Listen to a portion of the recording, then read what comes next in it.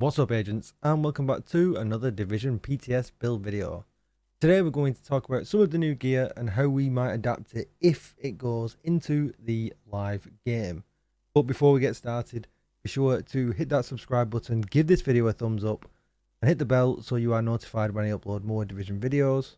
Or even better, come on over to Twitch and hit follow. I could be streaming live right now. And if you need a community Discord, there's never a better time to join. You'll find the link down below in the description. And with all that said, let's get started.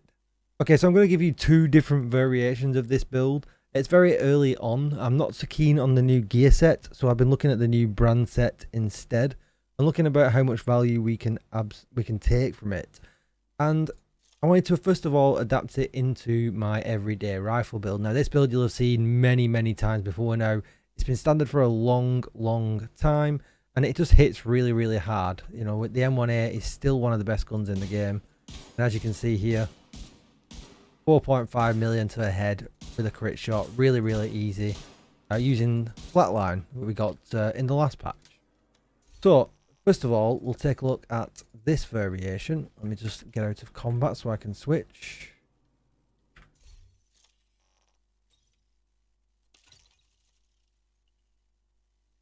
So first of all, we're going to switch to this variation. And you can see here, I've got two of the new brand set pieces in here. Now, unfortunately, they're not easy to farm. We don't seem to have them in targeted loot in the PTS at the moment. I hope that changes with the second outing of the PTS, I guess we will get. But just to look at it, if you've not seen it before, here it is. One piece gives you 10% skill haste. But two pieces gives us a skill tier, which is really nice. I'm not sure what they were thinking with the third piece. This doesn't make much sense to me. Ammo capacity is a bit of a dead stat in the game. I don't know why we would ever need it, but maybe there's things we don't already know. This piece, ideally, I would love to have critical hit damage here. Effectively, because of that, I'm losing a whole 12% crit damage on this piece alone. And you'll see in the next piece, I'm also losing another 12%. So this could hit 12% harder with crit damage than what you're actually going to see with the numbers. It came with a blue core, and I've rolled this to a red core. And then with the named holster, you can see here, this one's pretty special. Obviously, I get the 2-piece bonus. I've rolled this from a blue to a yellow. You can't roll it to a red, just be aware of that, because I assume it's because of this 20% weapon damage perk we've got here at the bottom. You can't roll the core attribute to a red, but this is even better, because this is giving us 5% more weapon damage than what a normal core, red core would do. Now, because I've changed the core attribute, I couldn't get rid of the weapon handling. That would ideally, again, I would want to be critical hit damage, so I'm missing that 12% there. But I've got the critical hit chance, and it gives me enough variables to be able to test the build to see if it's okay. The reason I've gone with this, this is obviously a bit more of a solo friendly build because I am running the memento. You could switch the memento out if you wanted to. If you weren't playing solo, perhaps this would be a good idea. You could go back to using contractor's gloves and then just put the gift on, or a Providence backpack with vigilance. That probably would be a good idea. But you are going to lose a skill tier by doing that. And the reason I wanted to show it you set up like this, which is preferably for solo, is if you look at the defender drone, we get a tier 4 defender drone. And with all the stats, we got a 50% damage reduction. That's pretty dope considering I'm in an all red build. Because really, when you think about it, this is still a 6-core red build, because we're getting the 20% damage from this attribute here. So we're not really giving up that much damage to get to this. Yes, okay, we're giving up a group or piece, so that's some critical hit damage there from the brand set bonus. We're definitely losing some damage, but we are gaining a hell of a lot of survivability in its place. So let's just hop into the range and I'll show you this version. We're still on the vulnerable elite, so before, let's just remind ourselves of the numbers. We're hitting for 4.5. And you can see that it's dropped down to 2.7. So that's still enough damage to do any content in the game. You'll still smack, but you've got a hell of a lot more survivability now. It's absolutely crazy. Now, if I was going to show you another variation of this build, and this one takes it one step further, we can look at this one.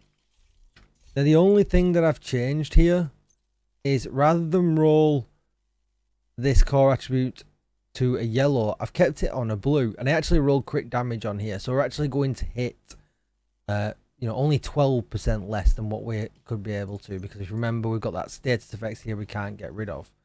So don't remember that last number that you heard, the 2.7.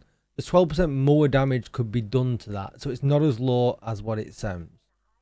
But if we change this here and think, do you know what, I don't want to use the defender drone, I want to use the shield. Now if you remember, the shield actually gains tiers from blue cores or a yellow core. And this takes this to an whole nother level. This is crazy, because we get a tier 5 shield because of the yellows and the blues that we've got in this build. So let's just take a look at that in the build. We get a blue here, and we get a blue on the memento. That's great, so that's 2. We also then get a tier here from our specialization. It's a skill tier, so that's 3. We get another skill tier here, so that's 4. And then we get another skill tier here from the brand set, making it 5.